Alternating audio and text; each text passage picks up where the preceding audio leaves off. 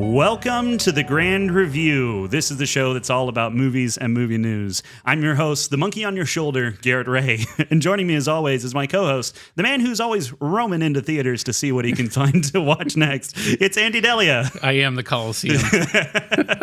Thanks, Garrett. Oh, goodness. I love hearing that music that we play at the beginning of the show. You know why, Andy? Why? Because it means we get to talk about movies. I know, especially this week. It's the good stuff this week. Yeah. So if you've never joined us before, first off, thanks for joining us. Yes, thank you. And second, basically, here's how it works. We're going to do a spoiler-free review of this week's movie right up front, and then we'll get into spoilers. We'll give you plenty of warning when we're going to do that. But we'll let you know if the movie's worth your time before you go and see it if you're listening now. And then after that, you can come join us for a discussion and get kind of into all the fun stuff. So, we're going to keep it spoiler-free up until a certain point. Yes. And there are time codes down in the notes of the show, so you can look at all that stuff as well and jump around if you'd like to. And then we'll do news towards the end. So, yep, that's the show. That's how it works. That's all right, us. We did it. Done. All right. Thanks for listening. That's the shortest podcast we've ever done. Oh, goodness. I don't think this one will be. No. This week, we are talking about Gladiator II. This is the legacy sequel that asks the question, what if Rome, but also sharks? And then some politics happen and swords go swish. So that's basically the movie. Andy, we always start with your thoughts. And so I'd love to know, what did you think about Gladiator II? I could basically say that this is the reason why I love films. It's a fantastic film. And Ridley Scott is one of my favorite directors. Even more so, I think, than Spielberg. Yeah. And his track record lately has been way better than Spielberg's, in my opinion. And this definitely proves it. And I was very skeptical when I first read that there was going to be a sequel to this, because the original one I love. It's a fantastic film. It ends perfectly. It's but beautiful. I was like, well, okay, how are they making a sequel to this? And then I saw about 10, 15 minutes of Assorted Stuff in Vegas this year and saw who was in it, and I was like, okay, I don't need to see any more. I'm in. Yeah. I was sold at that point. And the presentation that Paramount had for that was like the leader of distribution, like being dragged into the whole area that we were in, and it's called the Coliseum too. Oh, is it really? Yeah, on like a chariot with people like dragging him up to the stage, and they went all out for that, and it was a really cool presentation. And the movie did not disappointed me. I thought it was well thought out. The acting is really good. Even Pedro Pascal, that I kind of go back and forth sometimes. Yeah. And I think the main reason I do that is because Wonder Woman 84 was just so horrible. Oh, that's not his fault, though, no, I don't think. But also, it's really bad. But then there's the Nicolas Cage film that he did that I really liked, and I liked him in that too. The Unbearable Weight of Massive Talent. Yeah. And then the show that he does for Max, I like that one too. What's that one called? It's like a zombie apocalypse film, but I can't. Oh, you're talking about The Last of Us. Yes. That's based on a video game property. Oh, really? Yes, it is. I didn't know that. Yeah.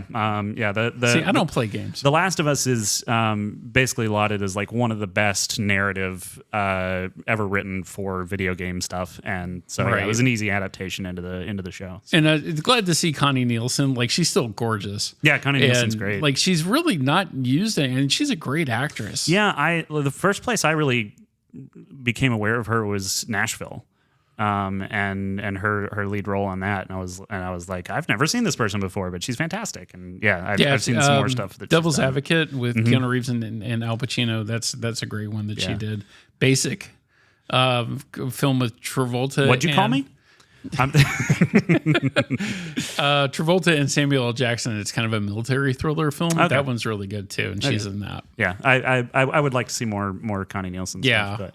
So the Gladiator 2, though, we do our rating scale. We have 4 options, and there are no in-betweens. Good, bad, great, or terrible. So, Andy, what would you give Gladiator 2? Above great. Above great. Oh, my goodness. You've created a new category. Yes. I just said there are no other options, and you immediately said, shut up, I'm making it. And this is a mark of a good film, too. Like, I had a super long day yesterday here at the theater and sat through a 2.5-hour film and stayed awake through the entire thing. Yeah. And I was like mesmerized from the time that it hit the screen until the time that it ended. And I had to go to the bathroom so bad, like halfway through that film. And I'm like, nope, I'm holding it because if I step out for anything, I'm going to miss something. I didn't make it. Yeah, I had to go twice. I had to keep telling you what happened. I did try to wait for moments where it was like, what's happening at the beginning of this scene? And then I can normally kind of guess like what information is going to be told out. And then I just double check when I get back with whoever's unfortunate enough to sit next to me. That was me this week. Yeah. The women took a back seat. It was just the guys. How's it feel to be my wife? Hannah, I don't envy you. Well deserved. I earned that. Well, yeah, I think I would tend to agree with you. I think it's great. I do think that there's maybe, and maybe this is just because I'm so, there's been so many legacy sequels. So like, there's a part of me that was like, is it kind of fallen into this sequelitis sort of thing? Like, some of the connections between the characters and stuff. And I'm like, it's only set 16 years apart from the last one, so that's not really that surprising. I don't think it's a knock against it in the ways that it's connected to the previous film. Mm-hmm. And I think it's handled about as well as any of that stuff could. And I liked, by the end of it, it was very satisfying the way that all those things tied in. At least it was Ridley Scott doing his own sequel. If it was somebody else, I really would have been more skeptical about it. Yeah. There was something about, feeling like he still cared enough about the legacy of the characters that from the first one that he wasn't trying to steamroll over them and be like, we did it again. It was more like, and this is kind of the natural progression from that. And there's a little bit of like, stuff that's like, oh, I recognize that from that previous character, and that's how this person recognizes that person. And it's like, is it maybe a little hokey? I don't think so. Like it could be a little bit if you're really cynical, but if it is, I didn't mind it. Let's put it that way. Yeah, and I think that's one of those things where also it just we can't say anything without spoiling that part, so we'll get back into that. But yeah, I think the story is really interesting. Yeah. It's definitely it's a historical epic in the way that pretty much only Ridley Scott knows how to do. Right. And of course the use of columns that he does. Every stinking movie that Ridley Scott does has like some kind of columns in it too. And it's always featured prominently. And I was like, what is this thing with that? But I don't care. Some people just love architecture. That's just how it is. He might be just one of those people like that too. Yeah. Yeah. But I thought the main character probably isn't quite as charismatic as Russell Crowe. Paul Mescal does a great job, though. I think with the moments he's given, like he's a stoic man because of what he's been through, and he's playing that part really well. So I think the performances are rock solid the whole way through. Denzel's incredible.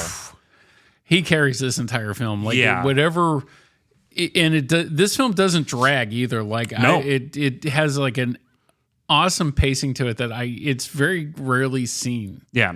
I think it's one of those things where you're getting the historical part of it and feeling you're involved in the politics of Rome and all that stuff, but you're like, yeah. Oh, good. Yeah, now we're back to fighting. Okay, more politics. Great. I love both of them. It would have been cooler if Denzel's character was Nero. That's kind of what I was waiting for, actually. But they kind of take some historical license here in fiction. Sure. It can't be exactly like that, but the underlying story is the collapse of the Roman Empire. Yeah, and one of the brother emperors in this is based on a historical figure. I was reading a little bit about that. I don't have it pulled up anymore, but he's actually based on a historical figure. His brother isn't. That's made up, a fabrication for the film. Yeah. However, it is not. The brother that's made up really makes me think of Caligula.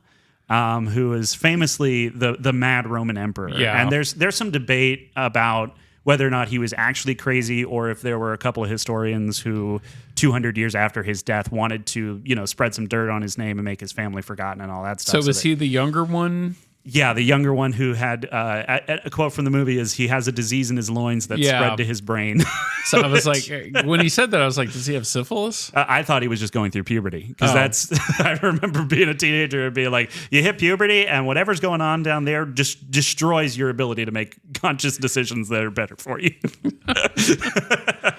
Yeah, but I think it's probably syphilis or something. I don't know. Whatever it was, it's not surprising that people from Roman times would have been suffering from copious amounts of diseases from unprotected relations with both sides. But this film isn't graphic like that. No. It's definitely. I mean, it earns its R rating for blood. Yeah, but and also like Not a lot of cursing either. Did you notice that? Well, they didn't really curse in Roman times, so I'm sure they had their own curses, but they I'm weren't sure they using. did. But yeah, the language. If it wasn't for the bloodshed on this could have gotten a PG-13 rating easily. I think so. Yeah. Like, and it's. But man, when the bloodshed hits, it hits hard. Yeah. Like you know how there's those movies where you see. Okay, so Craven. For instance, when I see that guy get thrown up against that stump and explode in the trailer, I'm like, yeah, that's cool. But in this one, every time there was a bloody thing, it was like, oh, like it's done in a way that makes you feel the impact of it. So when he's fighting several guys, you're not getting as much of that. It's not just copious amounts of gore, but when someone is killed and it's a major character and it's important, like you feel the visceral ripping of flesh on screen. And that's really good filmmaking because it doesn't dull that but it still has lots of action. You know? But it's no worse than the original one was. Oh, no.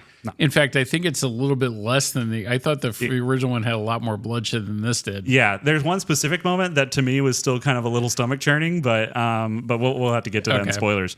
And then there was one that made me go, yeah. Sharks. Well, it wasn't the sharks, but it is the sharks. But the sharks are also awesome. Yeah, the sharks were cool. I don't care what the critics are saying about that. The sharks were awesome. Yeah. Do you know what the quote was? The historians are mad about that Romans didn't know what sharks were. Oh yeah. How could they not? They had a navy. Right. We've talked about this on the show, but it's still insane. Like, I don't know how the Romans would get the sharks to the Colosseum, but they also built roads that have lasted longer than anything we've made here in America. So I think they probably could figure out how to do something. I'm not looking for historical accuracy in this film. I want to be entertained. Yeah, I like. I think it has the fantasy. It has the fantasy edge. It's not a fantasy. It is a historical. Action adventure movie with an edge of fantasy. And that edge, at first, I kind of thought, ooh, like, I don't know, that's a little less grounded than what the first one felt like. But it totally works. Like, by the time you're into it, and there's the first kind of proving the gladiators fight where they have to fight an animal. The monkeys. The monkeys is. And those monkeys are vicious. Oh my goodness, yeah. I don't like monkeys, man. I never have. Oh, those things look like atomic-looking monkeys too. Yeah, like they were brutal. Like where'd they get the one that he has to fight? Chernobyl. That thing was as big as my dog. I know, it's huge, and there are monkeys out there that are that big. But like, yeah, it was terrifying. I think that the VFX overall looked fantastic. Yeah. Like the mixing of because those wide shots of Rome are not real. Like they have to completely replace. You can use real hillsides and stuff, but you have to replace it's very convincing and believable. It totally sells it. The costume department on this is just like firing on all cylinders. The wardrobe and the set design, it just looks incredible. So my whole thing, when it comes to awards time, then are they going to overlook this because it's a sequel, or will they look at this seriously and have it be considered? Hollywood will look at the wrong movies for nominations, well, and I feel this one Nomadland will is a probably good be passed example over. of that. But they had no choice. There was nothing out that year. Yeah, but oh well. I don't care. I had a fun time, and I really hope this movie. I want to see we need to make an outing to go see this in IMAX. Yeah, I think that would be really cool because the sound editing and mixing on this thing, and I had the 7.1 on this because I'm like, yes, I'm doing. Yes, yeah. This needed this, but Moana had 5 and 7.1. I'm like, no, 5.1. It doesn't need this does. Yeah, and you can really feel it throughout the entire film too, and the editing and mixing on the sound is just fantastic. Yeah, I think it's fantastic. I do think there are some moments where my brain was still adjusting to Roman names, and I was getting a little lost for a second. And I hadn't seen the first one in years, so I was trying to watch the original one too before we saw this, and just didn't get a chance to. Yeah, I didn't either. But I was like, I'm definitely going to go back and watch it this week because I want to show Hannah this one. Okay. And she's finishing up. She's like, next week is her last couple days of school, and then she graduates forever. Oh, and then she's done. And so then she'll be able to catch up on a lot of this stuff with us. But yeah, I want her to see the first one so that she can kind of go into this with that knowledge, because it really it's not that this couldn't work if you haven't seen the first one. I think you would still have a good time. But the knowledge of the first one gives you kind of the shorthand to connect with some of those characters. Right. Yeah. So, but it has a 2 on it. So if you're not aware of that being how sequels work, then you're probably not that bright anyway. Yeah, at least somebody hasn't come up to like buy a ticket or, come up to our theater and go, well, Gladiator 2, well, what's that about? It's the sequel to Gladiator. I got that a lot when Dark Knight came out. Really? And, like, I had people come up about, well, what's the Dark Knight? I'm like, are you serious? I'm like, it's Batman, goof. Where have you been living? Under a rock on the bottom of the sea in it's a North hole Carolina with a... too. Those people are stupid. Fair enough. But yeah, I really enjoyed the performances in this. I enjoyed the action. I thought it was bombastic and fun without being so incredulous that you couldn't buy it. Denzel Washington feels so different from his other roles that I've seen him in. He's a lot more like he's flamboyant, I suppose, more than ever. Yeah, but he's the puppet master in this. That's like pulling all the strings. Oh, that's a spoiler. Not really. Is it in the trailers? You can pretty much imply that from the trailers that he's behind. Okay. See, everything that happens in this film. I actually hadn't watched a trailer, so watching him do that and do what he does in this movie, and we'll talk more about that. Yeah, it's in the trailers. I had no idea that was his role in this. I thought it was going to be more of the like mentor role from the guy who had Maximus Oliver Reed in the first one. he played that role in the original Gladiator, and he's passed on now. He passed during filming. He what? He passed during the filming of Gladiator. Yeah, there that's are right. scenes in that movie that are like he's composited in, or I think it was one of the first times they'd use like a CG double for certain things. It's a good dedicate. Well, did that come out before or after the original Crow? Because that did Can't it remember. too. Yeah. But Oliver Reed he was a fantastic actor, and I was glad to see him in the original one when that came out too. It's a shame that he's still not around. Gosh, that movie's still good. Yeah, it is. I think the action is visceral, not like in a Saving Private Ryan way, but it's also not as like slick and ungrounded as something like Red One, for instance. Where you just don't buy any of it. Even when they're not shrinking down, like you're not buying it. But in this, even when a man's fighting a CGI monkey, you're like, oh, get him! Oh no, like there's that especially reaction. when the one. Well, I can't even talk about it. Can we just get the spoilers, please? Okay, all right. I'm gonna give it a great because of spectacle. I think it has an earnestness that feels right, in contrast to Red One, for instance, where the earnestness feels bad and fake and forced. And then it's just got entertainment value. I think I adore the first one more than this. I liked it just as much. Yeah, that's the thing is I don't think it's a step back. I think it's like a sideways step. It's kind of a different movie, but it has enough of those elements that it ties in really well. So, right. Yeah. All right, we're both giving it a great or a beyond great. Yeah. Go see Gladiator 2 for sure. Come to see it at Grand Avenue Thank Theater. you, Ridley Scott. Yeah, thank you. You've rescued us from having to watch another Jumanji ripoff. So, you want to get into spoilers? The spoilers, yeah. All right, spoilers. Okay. Full spoilers. All right, everybody. Go watch the movie at Grand Avenue Theater only. Yes. Do not go anywhere else. And then come back and listen to this. So, I have a thought. Okay. That I know why I like the story of this movie so much. Why? Because this is just a speed run of the Star Wars prequels. Oh, it kind of is. It kind of is. A man from a lowly place corrupts a government as he works up through the ranks by subterfuge, influencing heads of government as he consolidates power while looking to be a reprieve from the tyrannical government, and uses the most powerful warrior he can find in the galaxy or in Rome to use them as a pawn to manipulate and destabilize the established governing body and cause infighting so he can act as the savior of the empire. It's Star Wars, baby. Yeah, but this is Denzel in Rome. Come on. I know, but it's just Sheev Palpatine. Sorry, I'm spitting, but it's just Sheev Palpatine's plan condensed into one movie. George Lucas got so much crap for the politics in the prequels, and it was undeserved because this does it too, and it's great both times. Right. I mean, it's less boring in this, but it's the same plan. Okay, I give you that. And but the next Gladiator needs lightsabers, and I'll be happy. Just watching Denzel like calculate every action in throughout this film, and you can see him aligning everything, and when something happens that this is coming next. So it's almost a little bit predictable in a way, but it's not too, well, this is predictable and I could write this movie and this is stupid. Sure, No, yeah. It was like, yes, thethis makes sense. There's this, a point where you go, oh, and you can see the wheels Yeah. turning.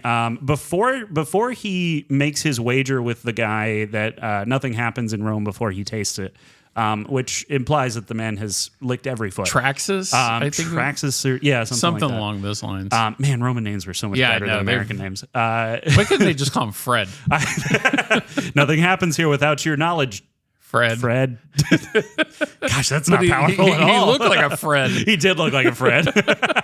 And then when they're placing those bets, and I'm like, yeah, I know where this is going. He's going to own this guy. See, at that point, I didn't. I thought he was just trying to make money. And then it was the second after he won the second bet, and he goes in. He's like, "I own your house." I'm like, oh, and he starts to kind of unveil what he's doing. And I'm, like I said, I most of the time I can pick apart like what's going to happen in a scene, but that one really caught me off guard, and that was fun for me. I was like, wait, he's making moves in ways that people aren't expecting, and watching him do that. I love it when he told him to pack quickly. Yes, you can just pack quickly. He walks out. I think Denzel has. There's one line that will stick in my head forever, and it seems so simple.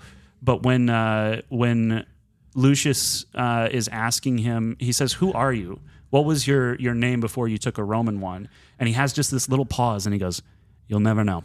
And it's like it's such a small moment, but it really stuck in my head as one of those moments where you can see how Denzel really is in this character and is portraying this person. And he's having that moment of like, I could tell you, but the mystery is mine alone. So the reason for that too is that's vulnerability and opening up and like letting him know that. And there was no way that Denzel's character was letting anybody inside his head. And the only time he shows any of his history is to explain to Lucilla that he was the emperor. He was her father's slave. And I think it was the gladiator mark. So like he earned his freedom and then came back and destabilized the entire Roman government in a week. Like it's this incredible feat, and he's doing it to show her like, you're going to die because I suffered at your father's hand, and that's the only bit of information we really get about where he came from. Right. And I think that's just brilliant, and it's you can feel that rage in him, and he's talking about it with Lucius, and keep that rage. It will carry you to greatness. But he's talking about himself, and so there's all these parallels. But you see the madness of the quest for power and the survival of the fittest versus the level-headedness of someone who's filled with rage but wants to be, who doesn't want to become what Rome already is.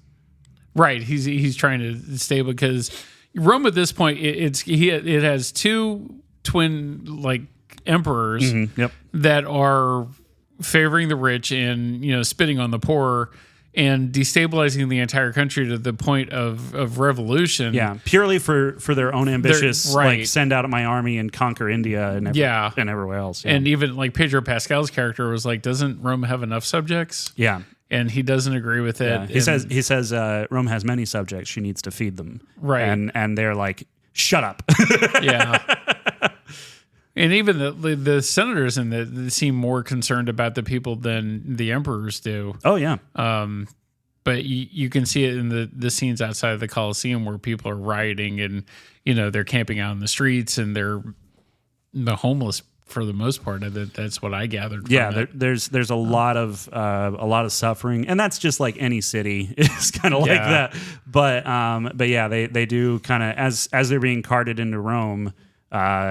The prisoners, including Lucius, there's this shot of like down low of beggars begging for money and stuff, and so it does a good job of kind of like very quickly just setting up like things are bad.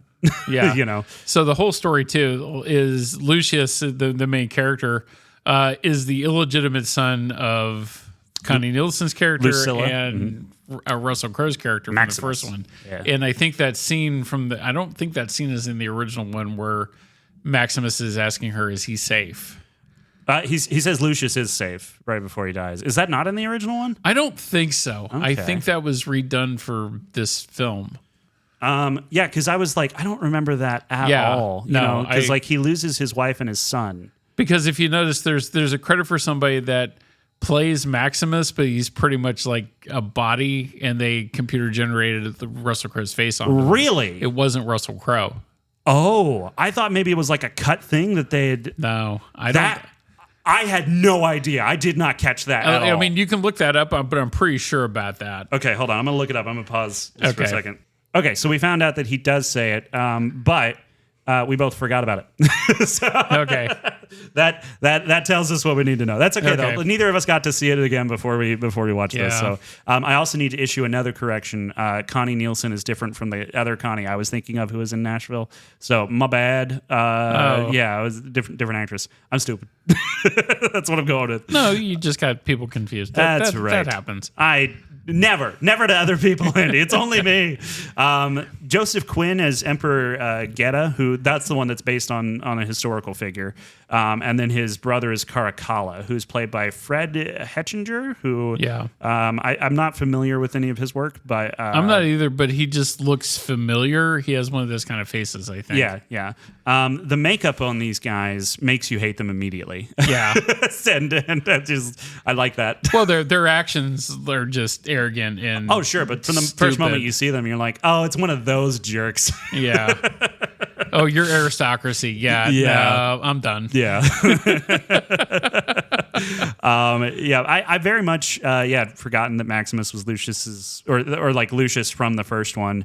I like that they that's the big tie-in that like could be hokey if done wrong, but it works, where he's sent away because Rome is still destabilized after the death of Commodus and stuff. Right. And Lucilla knows that her son's life is in danger because he's the heir. So she sends him away while she tries to, salvage the dream of Rome that her father had, and then Marcus ends up not Aurelius. being able to send for him because things just get worse. Another great actor in that passed away, Richard Harris. Yeah, Richard Harris. Yeah. Fantastic. Gosh, we lose so many people. I know. It's sad. I know. But yeah, it's really, really good at kind of tying that together. And then like the reveal of that happens after Lucilla actually meets with him, I think. Yeah. Like that you see that scene after. Because then he's enraged and he's like, that kid that you sent away a long time ago, he's dead. Yeah. And I am not that person anymore. But then as the film, it's funny to see that character transformation as the film goes on, because then he's actually starting to come around and realizes what benefit that can serve to everybody, and promotes what he does from that point on. Yeah, and I think that his real turn comes when he faces off against Acacius. Yeah, and Acacius, throws down his sword and refuses to kill him because of Lucilla's love for him, and he tells him like, I loved your father, and I would have died for him. Right. And it's this beautiful, strength and honor being the kind of phrase that I think it's in the first one as well. Yeah, it is. And that idea of these men being men of honor. Yes. And I don't know if we talked about this before, but like, there's all the hullabaloo about toxic masculinity, blah blah blah, whatever. On the internet over the last 10 years and stuff. But I think this is an example of what men are made for. Right. We're made to be those men of honor, to do the right thing when it's tough, to sacrifice ourselves for those that we love. Like that's what we're for. Right. And like Acacius's death is awful and tragic and unfair, and is just at the hands of a tyrant. The Emperor's turned him into a human pincushion. Oh my gosh! I was like, Sonic the Hedgehog 3 starts here. Wow, this is a weird to watch that, because you just see all those arrows going into the guy, and it's like, I was like, man, even Boromir didn't get it this bad. He deserves like a hero's death, not what he got. And it's like, but the thing is, even though his the circumstances of his death were unfair, I think he still does die a hero's death because he goes with his honor. He goes, I didn't really see it that way, but you're probably right. I think it's undignified the way in which he dies. Yeah. But the reason for which he dies, that makes him a hero. And then Connie Nielsen's death too was just awful. I really thought they were going to get away with her. I really thought they won't do it. And then Denzel was just like, dead on. Give me the bow. and that close-up slow-mo shot of it. See, I thought how that was going to play out was Lucius getting the arrow in the back. Yeah, I thought so too. Because he was going to save his mother, but nope, it was right in the chest. And I was like, Because I thought that what they would do is like he would end up like breaking the arrow off, and then he would die, and he would go across the river and like have both his and his wife's. Yeah. So this is probably one of the areas where I'm going to say something controversial. Okay. So there is a trope in comic books. It's called fridging, where the hero's wife or girlfriend will die as motivation for him, it's called fridging because it was a Green Lantern comic that kind of started the whole thing where he comes home to his wife after, and I don't know if it's before or after he gets the ring, but it's like an origin story, and he finds his wife's body stuffed in the fridge by some villain. And then he goes out to become a hero to, go get revenge on this. Okay. So it's called fridging. And there are instances of this where this is the controversial part. Crazy feminists get very angry about this. Watch it. My wife listens to this and she's going to be extremely mad at you. Okay, now hold on. I'm not saying that I think it is kind of like it's a shorthand sort of thing to motivate the hero. And there are times where it's used inappropriately. And in those cases, I agree. But in this one, it's set out, they're both warriors. So of course it's going to happen. Like one of them has to die in this first battle. But I love the fact that Connie Nielsen is the strong woman behind Pedro Pascal's character and still helps him carry out and plants those seeds and, dictates a whole other plot. Yeah. But he thinks that it's his idea. Yeah. But meanwhile, she's like, yes, yeah. I'm having everything go my way. Well, let me clarify. When I say crazy feminists, I mean people who aren't able to parse out a trope that's being used well and respectfully versus one that's being done because they're lazy writers. And if you're killing women to throw them into a fridge because you think it's cool, then you're probably are someone who has a misogynistic sort of thing that you need to deal with. Well, that's Terrifier. Yeah. This movie, what I'm saying is if you get mad at this movie for doing it, I think you've missed the point. Yes. And that's where I would say, well, you're crazy. Now, that being said, also, I thought it was a little lazy too, but it also does make sense in the context of the movie because they both go to the wall to fight, and it's like they lay it on thick with like they're in love and all of that stuff, and it's like the moment they get up there and say where death is, or where you are, I am also, whatever, that stuff is like, yeah, one of you's dead. And I know Paul Mescal's in the rest of this movie from the trailer, so like it's gonna be you. Yeah. And it is still heartbreaking, and like she's and it is directly because of Acacius giving the order, and so like it sets up all of this stuff and the conflicts you have in between the characters. It's not just a conflict of like, oh, it's a Gladiator movie, so he fights a bunch of cool people and we'll come up with cool designs, but none of them matter. It really matters. Well, he unites the rest of the gladiators too in a common cause. Yeah. Like, because the whole thing was it was supposed to be Lucius's character only defending Connie Nielsen in that scene, but he marches out with everybody. Yeah. And commanding her, and they all naturally followed him and listened to him. Even the one guy at the beginning that you thought was going to get killed by the rhino. Yeah. I thought he was getting completely gored. Oh, well, yeah. Yeah, he did get hit. Wait, is he the same guy that's at the end, or did that guy die? They looked exactly the same. So it might have been a different person. All white people look the same to me. I don't... But either way, he had this natural leadership that just like his father, and that's what they're hinting at the entire film too. Yeah. And also the fact that he had the Roman education but lived outside of Rome for so long, and the chieftain of Neomanda, wherever they were. It was the head guy that died by the monkeys. Numidia. And so his... You saw that coming though, because even he said I'm ready to die. Yeah. But they have that talk in the galley about how you learned everything that we taught you, and you earned your place, and it's like, right. Okay, he was raised in Rome and has the education to quote Virgil at people, but he also learned a way of honor outside of a crumbling Rome, and that was what empowered him to come back and actually be a force for the net good of the citizens. And so I think it's very, very well written, just all the way through. It really, like, even the stuff that's like, because when I saw her die, I was like, oh, they fridged her, and then I was like, wait a second. Give it a chance. Like, yeah, maybe, that could be, because there was that, and then he gets thrown over the wall, and I was like, oh, he's seeing her go across the river Styx, and that looks a little hokey, maybe. I don't know. And I was kind of on the fence. I had to laugh at the part where the Colosseum, where they had the ships and the sharks, and they had those little makeshift islands that looked like they were made out of cardboard. Yeah. That's where I was like, that's a little funny, actually. Yeah. And so that's the thing, though, is like this movie, there's some things where you could step back and individually go like, maybe that has some, some hokiness to it. But it also has that charm of like, I just want to tell this story and do it in a way that's respectful to how they would have seen it. Even if I have a vision of her going across the river saying, I'll wait for you, seems cheesy. Mm-hmm. That is exactly the kind of thing that Romans believed in. And it's like, it's respectful to that. Yes. And then it also, the hokiness and stuff it's fun when it's there. And I wasn't on board with it for the first 10 minutes. Like just that little bit where she gets fridged and then he has the vision in black and white. But then I was just like, you know what, Garrett? You can just enjoy things. Yeah, but they did that in The Crow too, and The Crow killed it. Yeah, The Crow's bad.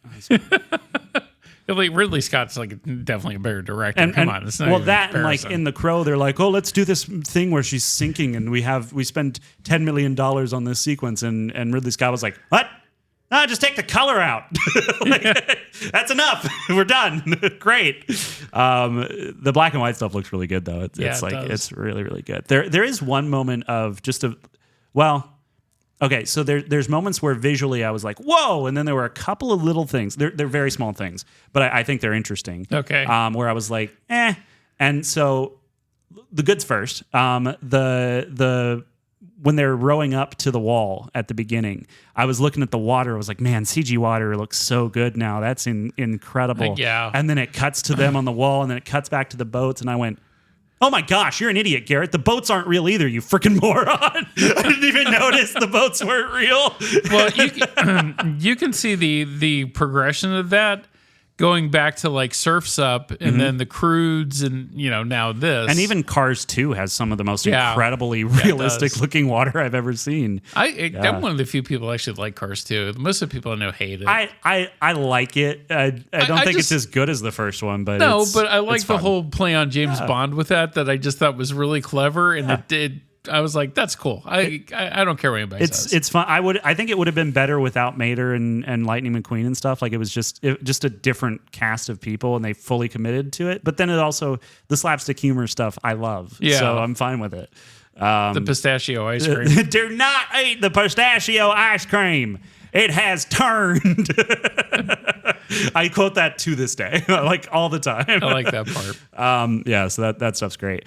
The Colosseum fights are fantastic. I love the way that it looks with like the monkeys. Like there's maybe one or two shots where I was like, it looks a little rubbery, but for the most part, the rendering of those animals is incredible. I mean, even there's like, like it's kind of towing the line a little bit with the rhinos sometimes, but it overall looks fantastic.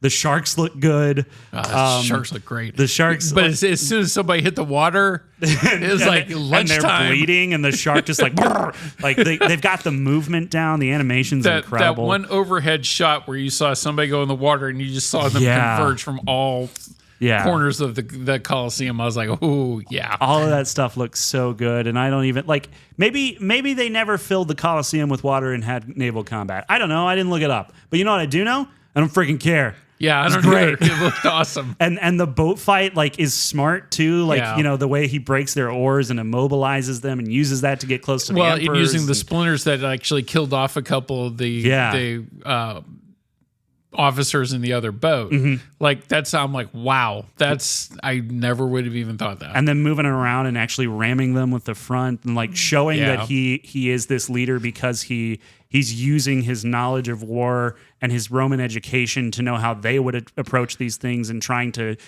get all the gladiators that are under him to come under this, like, okay, I know their tactics, stick together with me and we can do this. Yeah. And so, yeah, I really enjoyed all that Because stuff. they do things too to purposely, like, they're supposed to die. Yeah. And hey, surprise, backfires. Yep. Because like you have no idea who you're messing with. Yeah. And that really, it keeps the legacy of Maximus alive. Yeah. And I also, I do want to bring up though the couple of shots that look a little wonky. Okay. And so during that opening sequence at the wall, where the Romans are coming to attack, and this is something that has become kind of, you'll notice it now once I point it out. Okay. In a lot more movies now, shot on digital, and where we have the ability to do sky replacements, the sky gets too dark. I did notice that, but I just thought it was the way that it was shot. So it's definitely a sky replacement. That is not what the sky looked like on the day. And Okay. there's, and it might all be green screen in those shots. But one of the things about cameras and digital cameras, and film cameras still have this too, is that there's a limited amount of dynamic range. Film cameras had incredible dynamic range, like 18 to 19 stops, something like that. My cinema camera has 15 in RAW. And so basically, dynamic range, what it is it's the brightest thing and the darkest thing you can capture in the same frame, with both still having detail, not being absolute black or absolute white. So the more dynamic range you have, the more room you have for more things of different exposures to have detail. Okay. And so, but the sky notoriously has the sun. And if you can expose for someone's face, the sky will blow out. And all the spots that should have been really bright behind the dark clouds showing through weren't. And if you watch that shot and go, that feels a little fake, that's why. It's because you should have.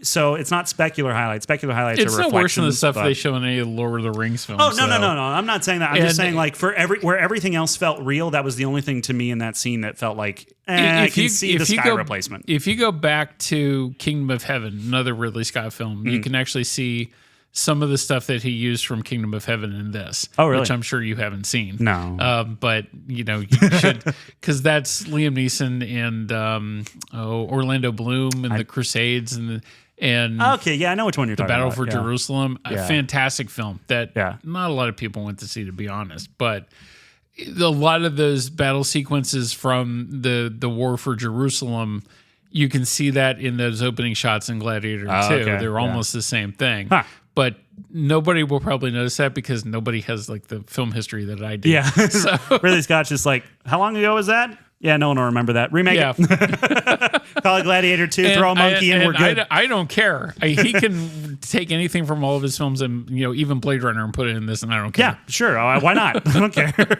It's like, I'm not knocking the movie. I was just saying, like, where everything was so like real feeling, and that was just the only thing where I noticed it and went like, I can see the sky replacement. And if you look back at those at any other scenes from even from Lord of the Rings and stuff, you'll notice there are parts of the sky where there's no color. Oh, okay. And that's where that's what the highlights, when you're dealing with outside shots, there will be, if the sun's in the shot, it's completely white. It's not yellow, because it's way too bright for you to be able to get detail on it. And so it's a minor thing. It's not. I'm not picking on the movie. I'm just pointing this out as a fan of image making. Okay. Being able to look at it and go like, oh, okay, I can see what you did there. It's not your pickiness. And it's not pickiness, it's interest. Does that make sense? Yeah. Like, no, it does. I just I'm find that messing with you. fascinating and going like, okay, like this is where they would have used a sky replacement, but also just a slight tweak to the color grade, and I wouldn't have noticed. Huh. If that sky had just had those highlights boosted a little bit more, I would have totally bought it. Oh, okay. And so again, I don't even know if that's a mistake. Like, it's supposed to look dark and foreboding. The Roman army is coming in to decimate them. Right. So I get it, and I think it makes narrative sense. But I also am like, where everything else looks so photorealistic, this is the only thing that stands out, and I just find it interesting. I'd love to have a conversation with them about like why they made that choice, because I know they know it. Yeah. So like, I'm more interested in why they chose it. And if it was that if they had that discussion of like, here's a discussion about the narrative feel of this. It looks right here, but this feels more foreboding. Is that what happened? Or was it just a rush shot? I don't know. But I find it interesting. Knowing that Ridley Scott's behind it, I don't think it was a rush shot. Yeah, I think he made that conscious decision. Yeah. And that's one of the things that I love about movies, man. Like it's an artistry. And things don't have to be right for them to be correct. Well, or they don't have to be correct for them to be right. Does that make sense? Yeah. Even like the opening credits with like the watercolor paintings and everything from the original. I totally forgot about that. I love that. That looks so good. So it's one of the few times I've sat through like long opening credits and been totally okay with it. Yeah. Yeah.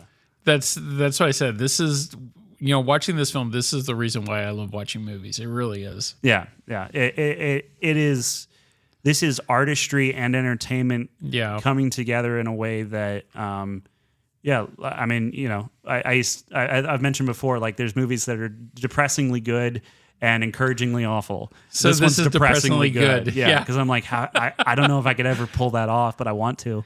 Well, Ridley Scott's got enough movies under his belt now that he definitely has perfected this. And, yes, he knows what he's doing. Yeah, but is he doing doing another Blade Runner film? What I read, or I don't even know what his next project is. I think I saw something about that. But he's like 87 years old too.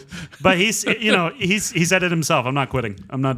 Good for him. Like seriously, make Gladiator 3. I don't care. You can't go your whole life making movies like this and then just not do it. Like he's gonna be on set and be like, that was it. I'm dead. Get Tarantino to finish it. I'm pretty sure he's not quitting. That's. I like how he called out Tarantino recently too. That's Tarantino will probably be just like, because he's a real B word. He's just going to be like, well, I'm going to do TV instead. I'm going to do series. That's not a movie. These older filmmakers can beat the crap out of like some of these younger guns too. Yeah. Like Scott and Scorsese and Eastwood, even Zemeckis on a good day. You know, like I liked here. I don't really understand why that film failed the way it did. Nobody was interested. It was about real life, and everyone wants to escape rather than. See, I love movies like that. And it was a perfect example of what I've been saying on this podcast for a long time. Some of the best films ever made don't have a defined story. Correct. And here was definitely one of the. And I could actually go to you and go, "This is what I'm talking about, Garrett." Yeah, and I agree with you. I'm totally on board. I mean.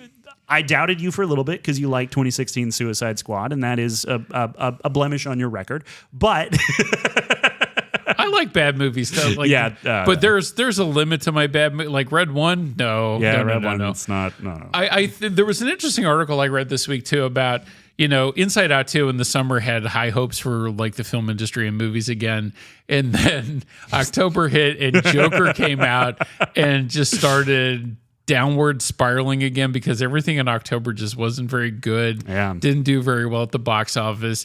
And it's a real shame when like Terrifier 3 is your number one film for like 2 weeks too. That shows that, the quality of films that is out there is just really not that good. It also shows that some of y'all need Jesus. Yeah. But then, Red One came along with a thermonuclear bomb of like 30 million over a $250 million budget, and they're already having like the streaming date. They know when they're putting it out because they are trying to salvage whatever money they can get out of this thing. And I have no doubt that it'll do well on streaming, but it should have just went straight to streaming to begin with. It should have been $100 million less. Yeah, and they should have gotten. I mean, it's funny. Like I almost think if they had, I would have rather seen Kevin Hart as Dwayne Johnson's character, like that would have been more fun. At least it would have been better than him in Borderlands. Yes. Goodness. And the thing is, I think Kevin Hart can do a good job too. I don't actually believe that about Dwayne Johnson anymore. Yeah, no, like Kevin Hart has actually proven that he can do something with a role that has some substance to it, and I don't begrudge him that. But he's got to pay the bills. So he's got to sign on for these films that are just nothing. That's the thing though, is like, are you talking about Dwayne Johnson? No, I'm talking about Kevin Hart. Or Kevin Hart, yeah. Dwayne Johnson just like is so arrogant that's, oh, well, I'm The Rock and I'm a great actor now. Like he's even on the set of this movie, and I don't think we talked about any of the behind the scenes controversy really. I thought we talked a little bit about it. I mentioned offhand a couple things, but like he legitimately was peeing in bottles and making people take them away from him so that he wouldn't have to go to the bathroom himself. And it's just like, I know it's an Amazon production, but come on. Yeah, that's. Have you heard about all the drivers peeing in bottles so they can keep up with their route? No. Oh, okay, that's why that joke fell flat. That's a Howard Hughes thing. Oh, what? Howard, it's kind of in The Aviator a little bit, but like when Howard Hughes, when he completely went cuckoo for Cocoa Puffs, was like peeing in his own jars and then keeping it, and then in a room that he was staying in. Well, they didn't have apps to track your health back then. And they're recycling it and drinking it. Oh, yeah, there's some crazy Howard Hughes stories. And that was one, and they show it a little bit in The Aviator, but I'm sure Bear Grylls was very excited to see that. So, do you think it's coincidence? This is going to be controversial too, that this film came out in an election year where there's I think, similar political climate to this decaying Rome and to what's going on in America now. I mean, I can't say that you can't draw parallels. Certainly, there's. I sure did. There's, but that's the thing is that's politics. That's 90% of it throughout human history. It has always been people backstabbing and going nuts and leading down this path to something. History is just more doomed to repeat itself. Oh, absolutely, because we don't study it, and because people who do study it sometimes decide like, oh, it's that easy to control people, and then they just go for it, and it works. Yeah, it works over and over and over again. And I mean, throughout history, empires tend to last around 200 years, so we're due. Yeah. I mean, it's been downhill since the 70s. So I thought 9/11 would have changed that a little bit when that happened. You know, it's funny. I actually, I was thinking about, because I was 5 years old when 9/11 happened. I remember watching it though. I remember being there on the floor and seeing the second plane hit, and my mom frantically trying to get a hold of my dad to get him to come home. And I remember all that stuff. But in the years after that, what I remember, weirdly enough, is camaraderie with my fellow man. Like, and the way my parents talked about people and stuff. Like, there was this coming together of the American people in a way. Yeah, there was a lot of discussion about the war in Iraq and all that, and people were definitely on different sides of that. But there was this idea of this feeling of togetherness, and we're in it together after that. And that faded as time went on, and now, definitely feels like an us versus them sort of everywhere you go. So go look this film up and go back and watch a World Trade Center. It's actually a good Nicolas Cage film, directed by Oliver Stone. He's the firefighter in that, right? Yeah, that shows exactly what you were talking about, like in that film, and it's an Oliver Stone film. And it's not a conspiracy movie that Oliver Stone did either. It's actually pretty straightforward, and it's not G-Force either. It's not. It's not Nicolas Cage running around going, "Jet fuel can't melt steel beams." No, it's actually a really good movie. The jet fuel's on the back of the Declaration of Independence, and we have to get it back. Yeah, I remember when that came out, wanting to see it, but I was. My parents were like, "You really should look that up and watch it. It's really good." I definitely.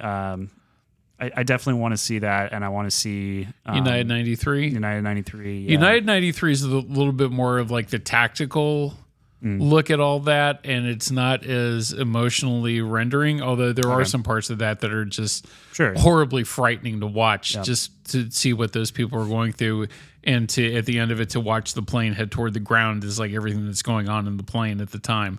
It's horrifying. And it's something that nobody should ever have to go through or watch, but like the movie's really good. Yeah. Whereas World Trade Center is the more humanistic element, and the firefighters and what was happening at Ground Zero at that time that a lot of people may not have realized. And when the towers came down, Michael Shannon's character actually coming and helping them, and just like you said, showing this camaraderie of Americans coming together at the worst horrible time in American history in the past century. It was awful. Yeah. And I to answer your question, I think that the movie's not necessarily trying to draw parallels to current politics, but it's hard not to think about it that way as someone who's paying attention. And I also think that the brother, maybe I said this already, but he reminds me of Caligula. Yeah. The real Roman emperor who tried to appoint his horse to the Senate. but was assassinated before he could make it go through. Yeah, but this guy actually happened with the monkey. Dundas gets the monkey as his first consul, and I saw that. I was like, "Oh, baby, that's Caligula." It's hard not to laugh at that, though. Oh, it's so funny. Yeah, like the unhinged nature of his STD rattled brain. Like he's so unhinged, and I do have a question about one thing. When Denzel's talking to Gila, whatever his name, the one played by. His name is Joseph Quinn, who is the British guy in Quiet Place Day One. Oh, yeah, same actor. Yeah. And so he's talking with Guetta, and he's like, I'll go reason with him, and he goes like just into the next room, and then he's yelling about how Guetta's plotting against Caracalla, and I'm like, how is Guetta not hearing this? I guess he's distracted by the riots going on outside, right. But like, also if Denzel Washington touches those chairs anymore in the way that he does, I'm going to have to file a sexual harassment claim. It's weirdly like. Well, it's just how obsessed with power he was. Yeah, and that's what it's representing. Yeah, it's a perfect characterization. I'm just joking.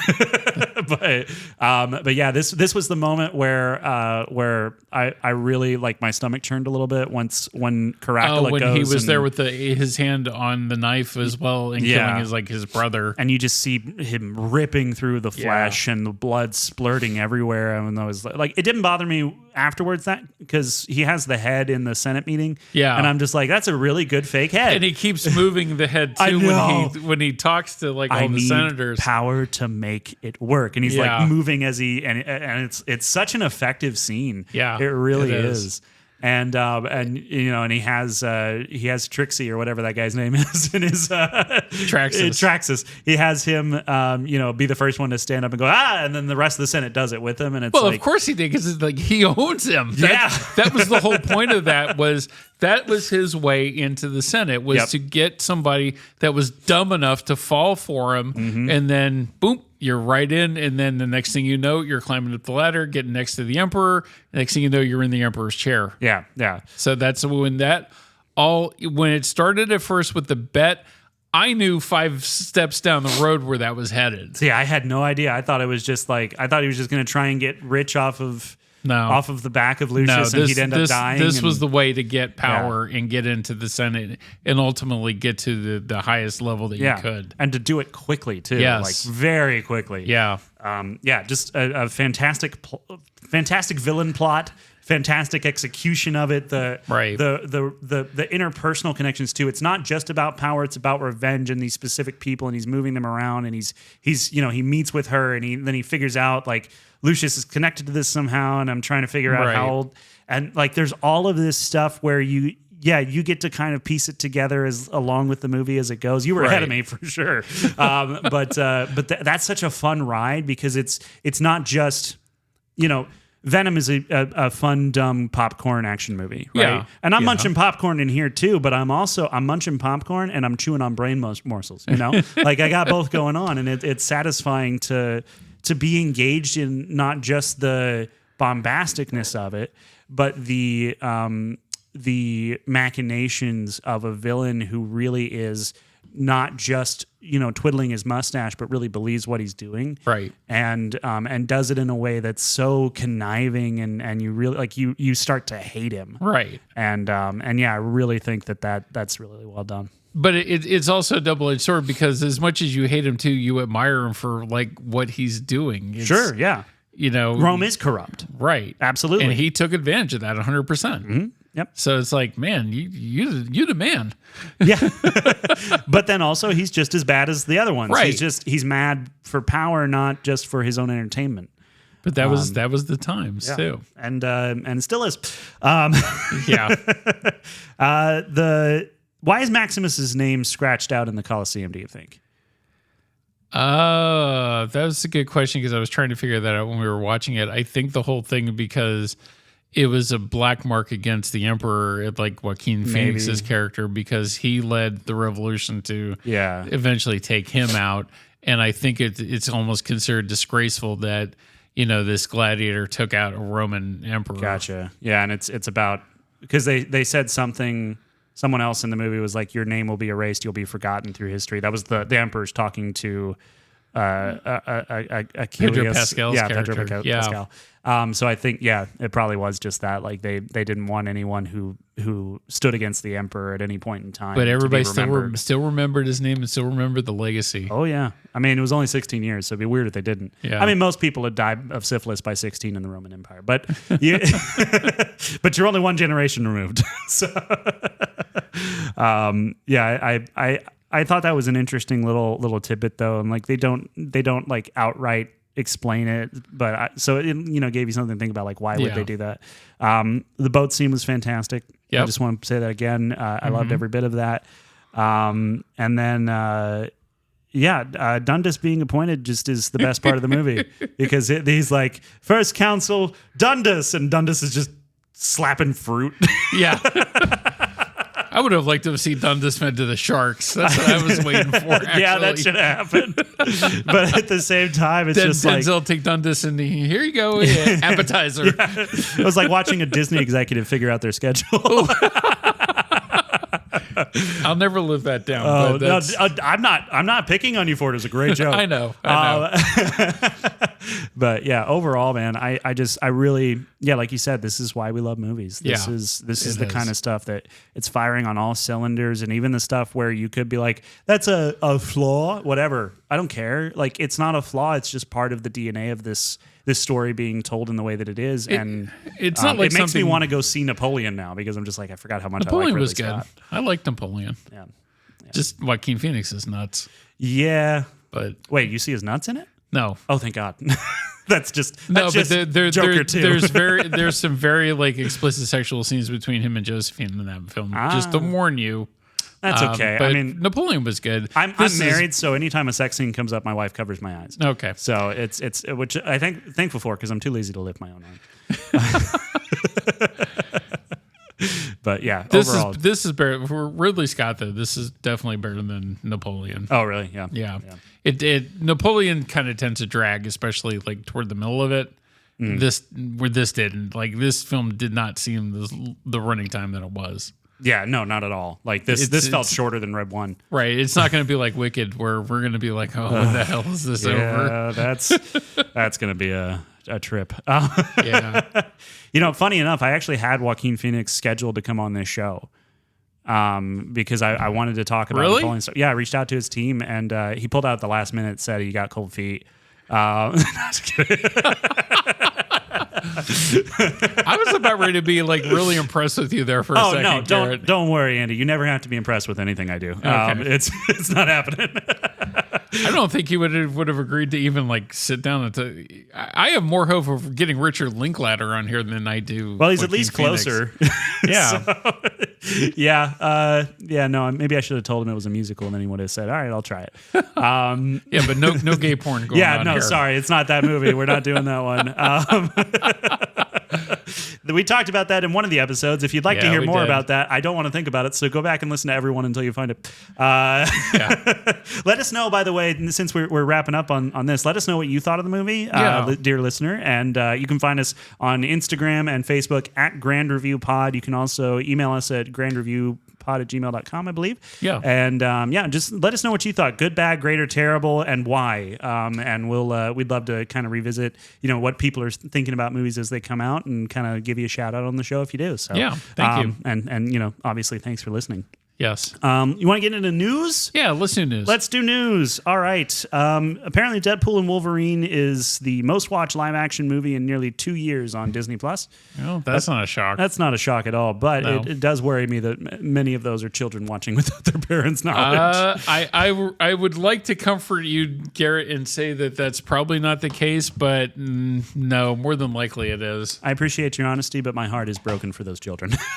Because there's no such thing as parental supervision anymore. So. Yep, someone won't you think of the children? Let's see. Does the Batman 2 have a release date yet? All I have is an article. I thought that it was says, next December. I keep reading because it's supposed to be set in wintertime too. Yeah, but there's also there's rumors of delays recently. There's been delays for quite a while now. Yeah, they haven't had it roll into production yet. So like it's still not even being shot at this point. And I feel like it's one of those movies that needs a long post-production time to really nail it. So it's going to take even longer. Yeah. So I have a feeling we won't be seeing that next winter. I'd love to. I love the Batman, and I'd like to see more of that world. But I really like that. That seems to be the most polarizing DC film in like history, because there goes from my perspective from the employee screening that I went to, because I was working at Flix at the time, like even we were divided. Like there were half of us that really enjoyed it, really liked the dark edginess of it. And there were people who thought it was just boring and agonizing. And I was like, did you guys really watch the same movie I did? Because this is the Detective Comics that Batman came from. Yeah. He's the world's greatest detective. He's not fight giant space monster man. Right. He just ended up there, but that's not the core of Batman's character. And, the human is excited to the Riddler, and I was very skeptical about Paul Dano playing that role at first, especially when I had first read that. But once I was into the film, I was like, this was a good choice. I was skeptical about Robert Pattinson, but then I thought about what Matt Reeves had done with the Apes movies, and I was like, it's worth a shot. I just don't like Cloverfield. I still haven't seen it. But I hate that film. I really do. I have seen 10 Cloverfield Lane though, and that's really good. That one is. That's the John Goodman and Mary Elizabeth Winstead. Yeah, I dig that film. And then the Cloverfield Paradox is one of the worst things I've ever allowed. I haven't even bothered with that. It's frustrating. I'll put it that way. Okay. It's very frustrating as a movie. But you know what's not frustrating? What? Kraven the Hunter, going to be great. Aaron Taylor Johnson says he recommends Kraven the Hunter to James Bond fans. James Bond fans specifically. Why? So he said, I think, if that's the thing you're really into, Bond, and that's the kind of movie you love, then you should come see Kraven the Hunter, because the action in this is insane and super exciting. So yeah, honestly, I don't think it would disappoint, brother. So, because they were asking about this because there's rumors that he might be the next James Bond, like he's being considered. And that was how he responded. I still like to think that Henry Cavill is like the front runner for that. It would make sense, but also like, is he too recognizable? Because Daniel Craig, he wasn't Daniel Craig yet. He'd done Layer Cake. But he had done films. He had, sure, but he was not like a household name in the same way that Henry Cavill is already. Okay. And yeah, he makes total sense. But I think was Argyle meant to be him going, look, I can do this? Or did he burn his spy movie card with that? But he also did The Man from U.N.C.L.E., so no. I like The Man from U.N.C.L.E. I do too. Too bad Armie Hammer's a widow. That's a Guy Ritchie film too. Yes, it is. And it's fun. I really like that movie. I don't understand why it didn't do well.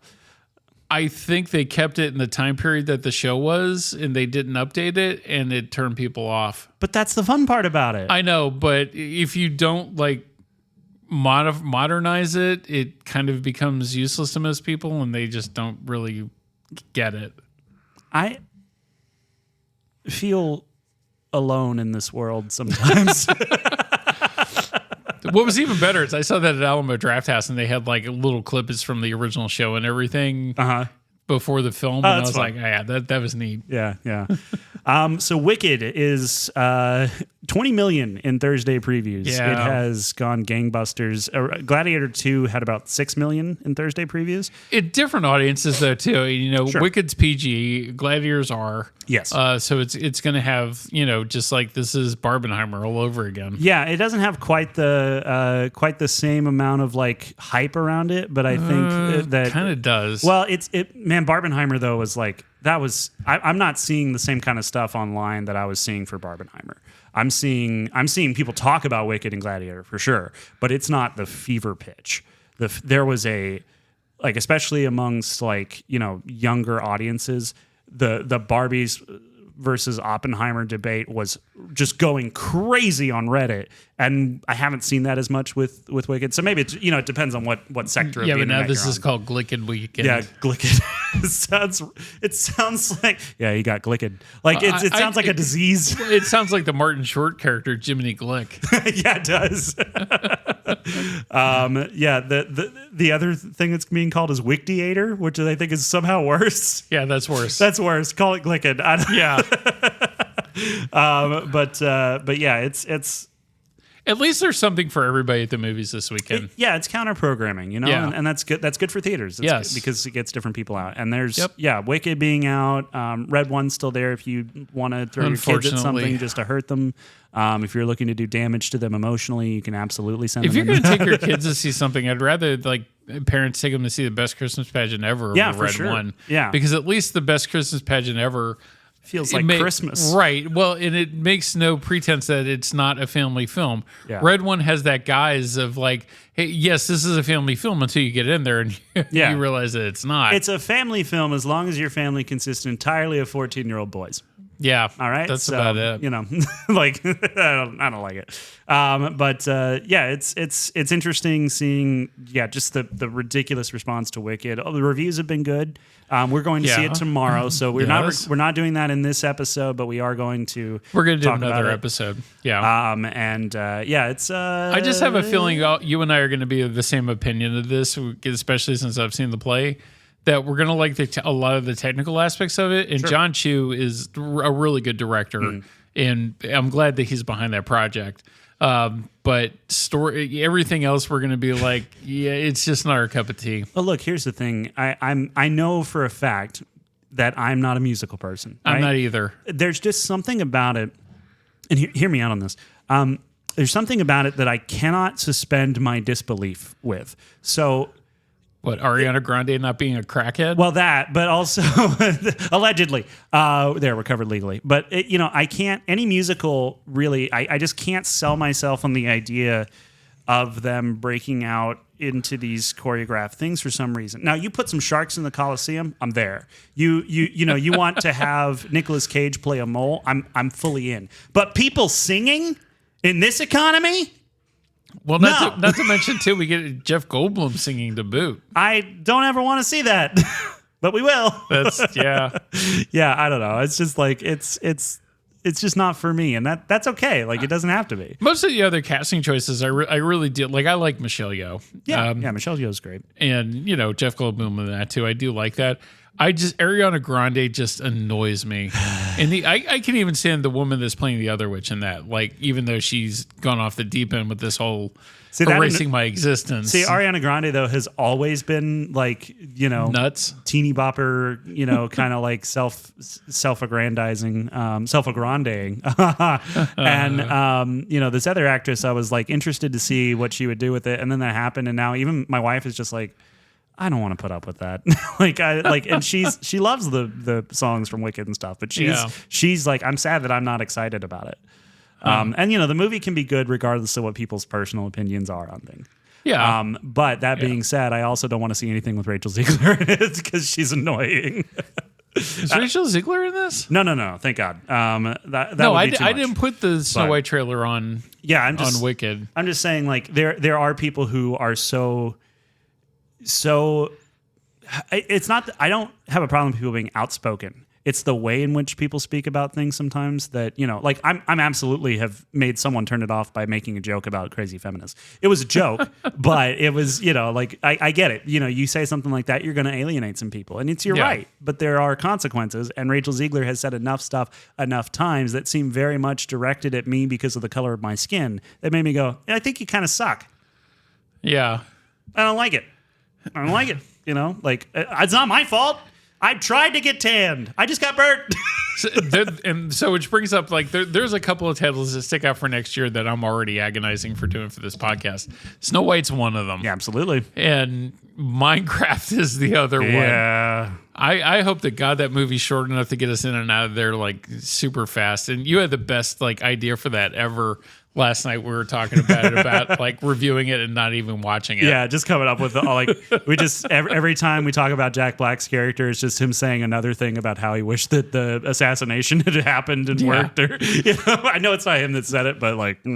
But then also seeing next Mission Impossible looks good. That's gonna be great. The Amateur looks really good. Love Hurts looks really good. Yeah, there's some stuff I'm really looking forward to next year. But then there's other stuff that's like, oh no. Yeah, we seriously gotta. Wicked Part 2. Well, who knows? We may really actually end up enjoying a lot of this. Yeah, no, I'm trying to be optimistic about it because I sat through the play and I didn't hate it, and I'm really not on board with things about the Wizard of Oz. Even like Sam Raimi's film that he did, The Great and Powerful Oz. Like it's okay, but it's not. I just don't really care for it. And I think the reason being is like Wizard of Oz got shoved down my throat so much as a kid. Like every time it come on television, I had to watch it, like by parent decree. Really? That I just absolutely hate that film. Well, that makes no sense. What is the point? Well, I'm sure my parents just didn't want to watch me in here in front of the television set. Yeah. And this is your. I have very fond memories of watching it as a kid, and I'm sure a lot of people do. So, like, I love that movie. The World of Oz, though, is a drug-fueled trip that I don't necessarily care too much about outside of the original film. Oh, you mean Return to Oz with Fairuza Balk? Oh my gosh, what were they smoking? And how do I get some? No, it's just that Disney attempt at doing was so it's weird. Odd. And it's funny. The first one, they actually Disney was making their own Wizard of Oz movie at the same time that was MGM that was doing it. Yeah. And they saw some of what MGM was doing and said they've kicked our rears already. Stop production. And that was. Just a piece of trivia that I was so amazed by, and like Disney going, nope, back down. There's back down. They got us beat, man. Like that's great. Samuel L. Jackson is going to be in a new J.J. Abrams movie. Cool. Do you want to know what it's about? Yeah, me too. Next piece of news. It's not. There's no information. It's a mystery. Apparently, first reactions to the movie "A Complete Unknown" about Bob Dylan. People are saying there's definitely going to be an Oscar nomination for Timothée Chalamet. I can tell that just from the trailer. Yeah, it's going to be. It's Oscar bait. Like that's what they made the movie for. So the question is it going to be him versus the guy that played Bob Marley earlier this year? Because both are going to be eligible for nominations. When does Complete Unknown come out? Christmas Is Day. It really? Oh, yeah. okay. In fact, that's what I'm looking for Christmas Day programming for here. I'm looking at that, and because biopics do really well here. Yep. And Nosferatu. I'm going like two completely opposite ends of the spectrum. I'm curious to see, like, and I really fought for Ferrari playing it here last year, and it's a fantastic film, but did not do well. And I have a feeling it's going to be the same thing with Nosferatu. Probably. I mean, Robert Eggers got enough power behind his name with the Vivitch and his other stuff that he's done, like the Northman, like it'll carry it a little bit. But yeah, I do wonder that if it looks too old horror to like attract a younger audience. They've already had like screenings for it, and there's been a really good word. Like Guillermo del Toro says it's his favorite horror film of the year. Yeah, and for me that carries a lot of weight because. Sure. Like remaking a classic black and white silent vampire film to now, it's going to be a feat, and it's definitely revered as a classic. That started the vampire genre as that film. Yep. So it's going to have a lot to live up to in my eyes. I haven't seen the first one. It's not a shock. Like I'm sorry, I don't know why I'm like this. It should just be automatically like anything I mentioned. Garrett has not seen it. Pretty much, yeah. And then there was actually one like within the last couple of episodes that you saw that I have never seen. I just don't remember what it was. Yeah, and then last night I was trying to get kudos for having seen The Producers, but you wouldn't give it to me because it was a bad one. But you haven't seen the original Producers. Yeah, all right, you win. That's the one you should have watched, not the musical. Well, I had no idea. The original one with Gene Wilder, written by Mel Brooks. Yeah, that's a classic. Yeah, that sounds better. Yeah, already it is. Yeah. Apparently, while Chalamet earns plenty of praise for his performance, apparently some people say that Edward Norton and Monica Barbaro steal the show, saying a complete unknown looks and sounds great. This is from Abe Friedtenzer, who I don't know who he's writing for, but a complete unknown looks and sounds great. A standard biopic that truly comes alive when its iconic characters make passionate music together. Timothy Chalamet is well cast, but Monica Barbaro and Edward Norton steal the show as Joan Baez and Pete Seeger. So apparently good performances from notoriously hard to work with Edward Norton and this other person who I'm Joan not familiar with. Baez. Baez. Sorry. Yeah, Joan Baez. Sorry. I don't know music. Like legendary folk singer. Whoops. Yeah, because I was actually telling somebody this at the theater the other day. Like, there was a guy I used to work on the radio station with during college that he had a pin that said, if I had a hammer, there'd be no more folk singers. that was funny because, the Mamas and the Papas song, if I had a hammer, I'd hammer in the morning. Yeah. That one I actually do know. Yep. So I always thought that was, and I'm explaining to this kid that works here, and they're just looking at me like, what? Just forget it. Go back to sleep. You go back to sleep. Just make sure you clock out after. Yeah. So are you at all curious how Anthony Mackie, without any superhero serum in Captain America, is going to be able to fight a big red Hulk? No. You haven't been curious about that? No. Because it's been bothering me. I don't know how he's going to... Marvel is immediate suspension of disbelief for me. So Sure, but there's the part of me that's like, but it's the Hulk. Like, Captain America with the serum, I get. Like, there's something you could do, but without it. Apparently, they asked Anthony Mackie about this, and he said, well, it's very different with the serum. You can fight anybody. When you don't have the serum, you have to be smart and engineer different ways of defeating enemies. And he also has the benefit of a Wakandan supersuit, so there's that. But he says with Sam, him being a counselor, he uses more of his brains than brawn. He uses more of his wit than his fist. He's more of a friend to everyone. As for the new suit, Mackie said, it's a high-tech suit. I went to Wakanda, met with everybody in Wakanda. We had dinner. It was a great time. They threw me a welcome party. It was dope. But when I was leaving, they gave me a suit, right? I put it on. I can kick harder. I can fly faster. It gives me the ability to be more agile in my skills. So it's taking all my skills to a completely different level. So it's not a serum. He's not taking the super serum, but he is getting powered up with essentially a Wakandan Iron Man suit that's a little more flexible. Okay. So I guess, that's fine.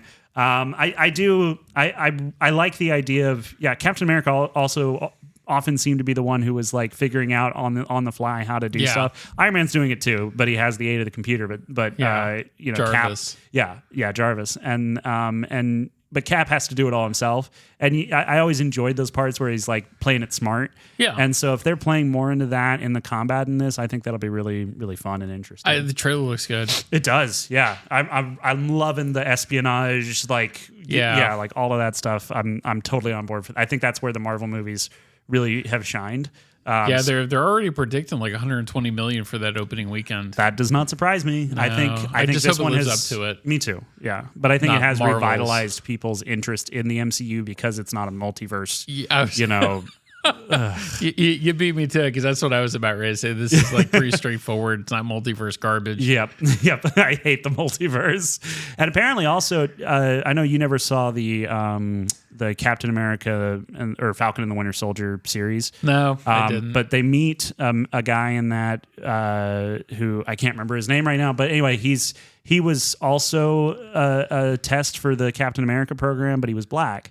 And so he got buried in history, and they made it a whole. Well, the original Green Lantern from the comic books was black. Or one of the one of them is. Hal Jordan was the original, and he's white. But then there is John. Oh gosh, he's my favorite Green Lantern. They should have went with that instead of the Ryan Reynolds. Let's just. There were no good decisions made for that Green Lantern. No, let's not. But none. But in the animated series that I grew up watching, I can't remember the character's last name, but his first name is John. But he's a black iteration of the Green Lantern, and yeah, he was always my favorite. I loved his, and the voice was great and all that stuff. But yeah, it's. Superhero movies are really hit or miss for me. There's a lot of them I enjoy. Like it's fun. It's fun to kind of look at these modern myths. And it's enjoyable. But then there also are some where it's just like, stop sniffing your own farts. You're not clever, and that I'm over it. And the multiverse stuff is exactly that. It's like we ran out of good ideas, so let's just have more characters. Woo! Aren't we clever? And it's like no. See, I still think the last good Marvel film was Civil War. Well, Endgame, the Avengers stuff is good too. Yeah, Endgame was good. But I really like Civil War. I like Civil War a lot. I don't like it as much as I like The Winter Soldier. The Winter Soldier is probably my favorite. Winter Soldier, you probably really like the fact that Bucky's coming back in Thunderbolts. I do. Yeah, I like Bucky. And then, I mean, Iron Man also, like the very first one is, it's genuinely just a good Jon Favreau movie. did a great job with that. Yeah, he made it in a box. He made it in his cave with a box of scraps because Marvel didn't have money yet. But yeah. Okay, so you know how sometimes people will be upset with things and they'll threaten to quit doing the thing people like them doing if something doesn't happen? Yeah. So Trump got elected, and Ellen DeGeneres promised that she would leave the country, and she did. So good riddance. But also, she lives in England now. But also, Josh Brolin says he'll quit acting if Denis Villeneuve doesn't get an Oscar nomination for Dune Part 2. I just read that this morning. Oh, did you really? Yeah. Yeah. And so, he says I'll just quit. I'll just be done. And I'm just like, don't do that. or was the question is, did he watch the remake of Old Boy and then decided, oh my God, yes, I need to quit? Yeah, maybe so. Because that Spike Lee one, it's bad. Yeah, and it's somehow grosser than the first one, which is already heartbreakingly disgusting. The original like Asian film it's really good. Oh, it's good, but it is when you get to the end. It is, but I really like that one. So he says he was talking to Variety. He says if Denis doesn't get nominated this year, I'll quit acting. Dune Part 2 was a better movie than the first one. When I watched it, I felt like my brain was broken open. It's masterful, and Denis is one of our master filmmakers. If the Academy Awards have any meaning whatsoever, they'll recognize him. Well, he's doing a live thing with Robert Rodriguez in Austin at the Paramount Theater. Oh, really? Yeah. And everybody that goes gets a signed copy of his book. Cool. That's neat. I have the Rebel with a Cause or whatever Robert Rodriguez's book is about filmmaking. I liked Robert Rodriguez until Machete Kills. I liked him up until Shark Boy and Lava Girl. That was where I fell off because I was a big fan of the Spy Kids movies. You know who likes Shark Boy and Lava Girl? Is it Drew? Yes. Hi, Drew. He loves it. You know what, man? I'm glad you love it. No, dream. The first two Spy Kid films I don't have a problem with. After when the third one those are bad. Yeah. So third one was the first 3D experience I had. So I have a soft spot for it in that way where it was like, I thought it was really cool. But the second one I remember just being completely enamored with. So my first two 3D experiences go from one extreme to the other. The first one is Space Hunter Adventures in the Forbidden Zone with Molly Ringwald. That's one of her first films. Really? Yeah, and Michael Ironside is the bad guy in that. And it's a really crappy sci-fi film. Well, and it's crazy because by the time you were done saying the name of the movie, Molly Ringwald's career was over. Yeah. And then the flip side of that coin is Friday the 13th Part 3. Really? That should not surprise you. No, it doesn't. Yeah, I don't know. 3D, it's like I saw Avatar in 3D, obviously, and it's just, I didn't. I really? Yeah, well, I saw the first one. The last one I just saw normally. Oh, okay, yeah. I'm talking about the first one. I actually haven't seen. What was the second one? The Weight of Water? Fire. Yeah, that one. The next one's Fire. The next one's Fire and Ashes. That's next Christmas. They should have just called it K and Y. Anyway, so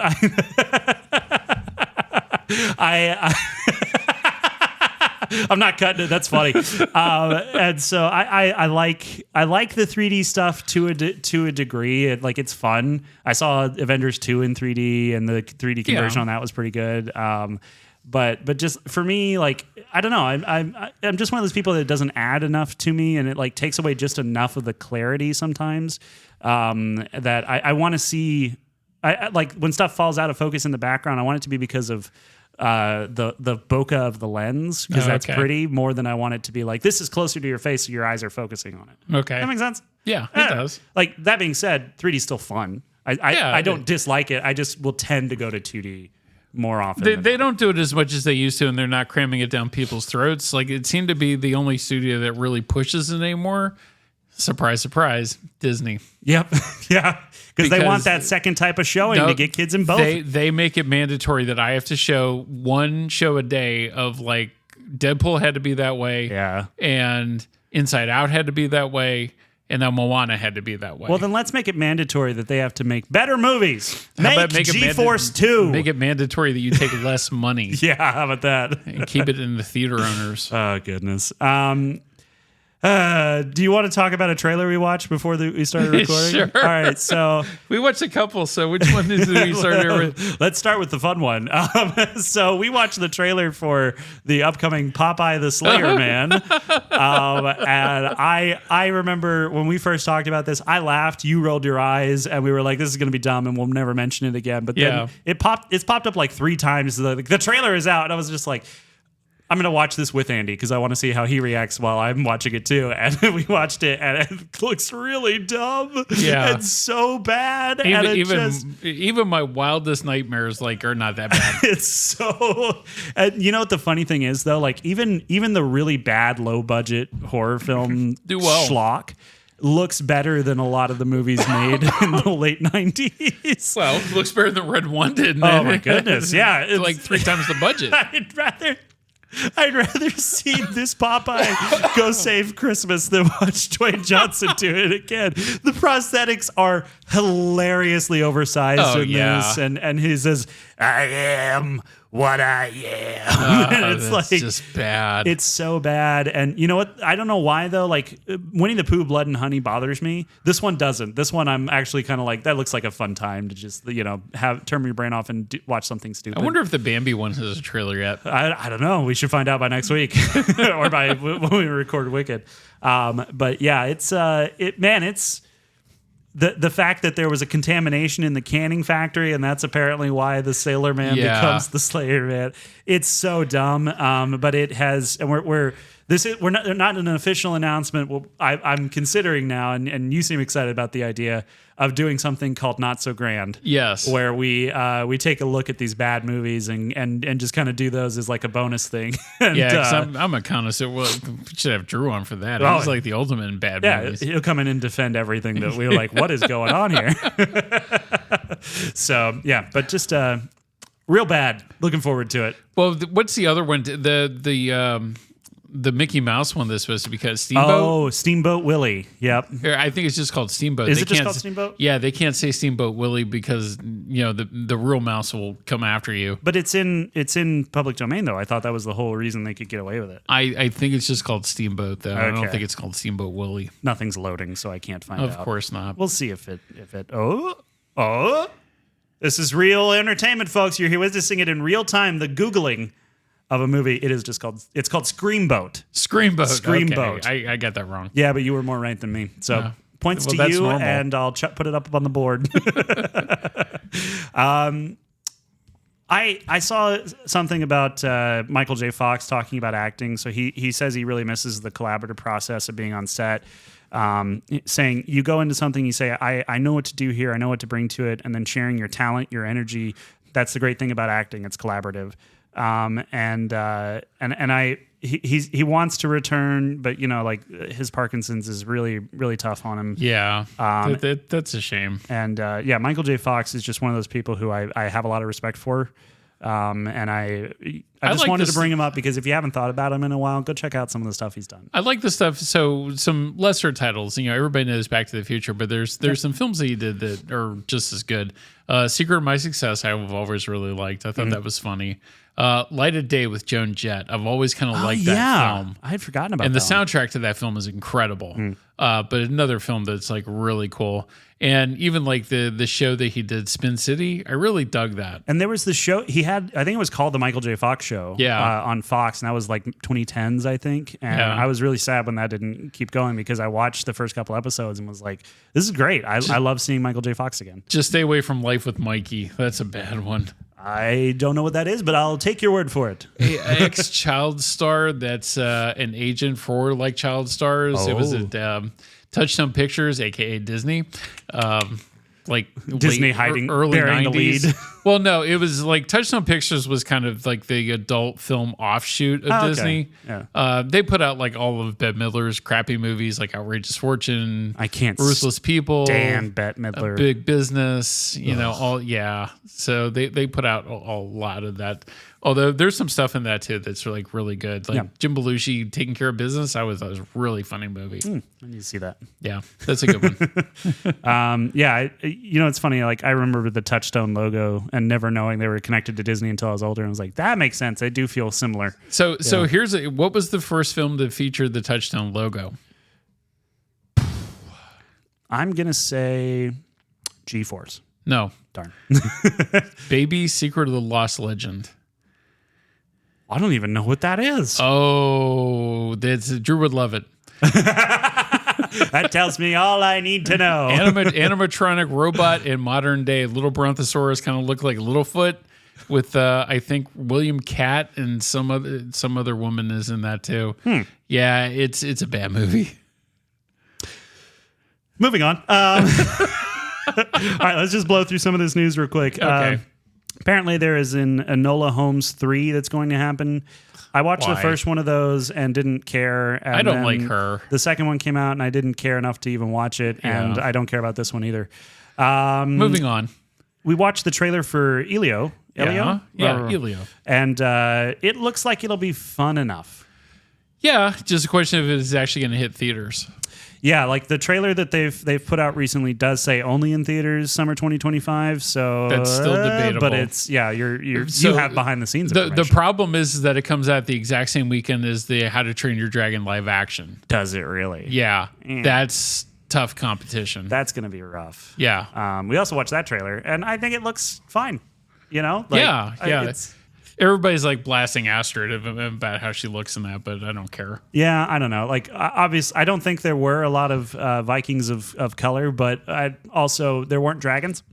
Yeah. So I don't care. And like the original Astrid's voice actor is Hispanic. So like I don't care. Like it really doesn't bother me. You know, it doesn't bother me either. It's whatever. James Gunn has teased he may release a trailer for Superman before the end of the year. Ooh. I'm interested in this. I've always wanted a good Superman movie, like because I loved the original when I was a kid.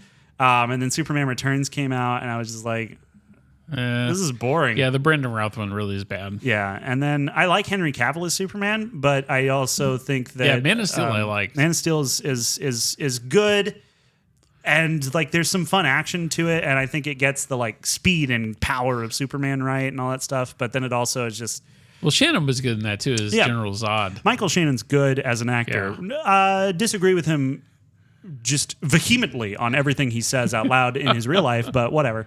That's fine. He hates me. He said so. He hates a lot of people. Okay. I don't hate him. I just disagree with him. Just want to make that clear. Okay. I also don't hate feminists. Good. I like because you don't hate my wife. No. The only time it drives me crazy is when they're saying things that are like just categorically not true. Okay. But I also hate that when men do it. So I'm an equal opportunity disagreeer. Yeah, I'm an equal opportunity hater. I don't like anybody. Yeah, I love everybody. That doesn't mean I like them, but I want the best for people. You like me enough to spend 2 hours with me a week. Yeah. There more you than go. that. I mean, it's more like 4. And, this week it's like 9 hours. We watched Gladiator. No. And we also got to do Wicked. Yeah. But yeah, I'm interested to see a trailer for this. The images I've seen look good, and I think the actor is good. So yeah.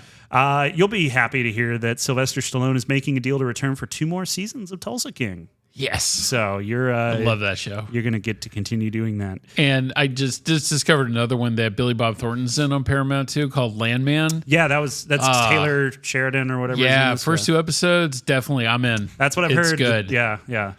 Robert Pattinson coming back to Christopher Nolan's next movie.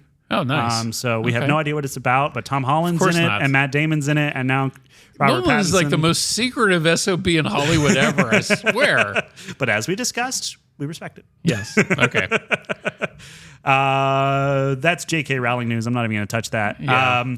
Nobody 2 is happening. Yeah. And the director next August has said that he wants to pitch a old Batman movie with Bob Odenkirk as the Dark Knight to DC.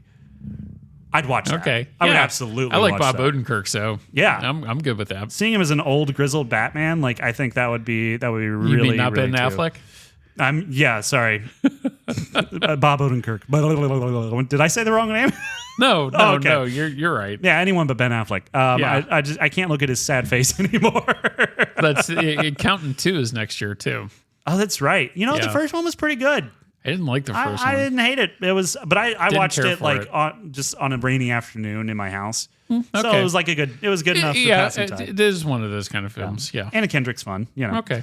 And then Denzel Washington says The Equalizer 4 and 5 are on the way. Awesome. I knew that would make you happy. I like those movies.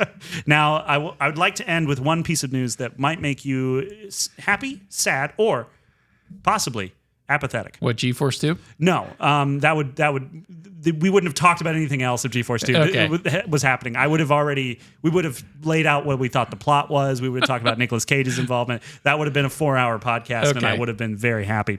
No, Now You See Me 3 has officially wrapped production. Yes. How do you feel about that? We just watched the first two with Drew like 2 weekends ago, and he loved them. Yeah, so they're bad. he's already like, when's the third one? No, really? No, those are actually really good movies. I like them. I like the first one. It doesn't make sense, like it's plot holes galore. So is the second one, but it's fun. Yeah, it is. And I've actually worked with magicians, so seeing some of that stuff get like adapted to the screen and having fun with it, like it's bombastic and ridiculous, but it's fun. Okay. So. Cool. All right, cool. You want to wrap it up there then? Yeah, let's wrap it up. Okay. Well, thank you everyone for listening. We appreciate your listenership. We need your ears, but we also need your hands. We need your hands to go on your phone and type @GrandReviewPod on Instagram or Facebook and let us know what you thought about Gladiator 2. Let us know what you think about Popeye the Slayer Man. and yeah, just reach out to us. And then also, if the best way you can help the show is to share it with people who you think might enjoy it, or if you hate someone and you think they might hate it, share it with them as well. Yeah, definitely. And then if you can leave a review on iTunes or something, that does wonders for us and helps us reach a wider audience. And we want to spread good times to lots of people. And for those of you who like to watch movies and listen to reviews that aren't just a little more Roger Ebert, a little less people screaming F words into the microphone. Yeah. Then that's what we want to be, and we want to be able to provide that. So share it around; it helps us out a lot. I guess that means all there is that's left to say is we'll see you at the movies. Bye, everybody. Bye, y'all.